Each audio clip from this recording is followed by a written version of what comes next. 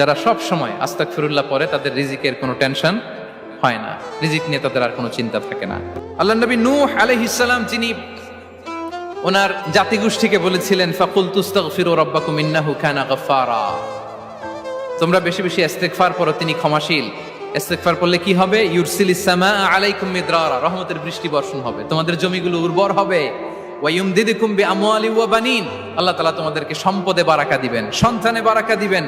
ওয়া ইয়াজআল লাকুম জান্নাতিন ওয়া ইয়াজআল লাকুম আনহারা, তোমাদের ফসল ক্ষেতগুলো সবুজ শ্যামল হয়ে ভরপুর হবে, তোমাদের রিজিকে বারাকা নেমে আসবে। তাহলে আমরা যেন বেশি বেশি ইস্তিগফার করি।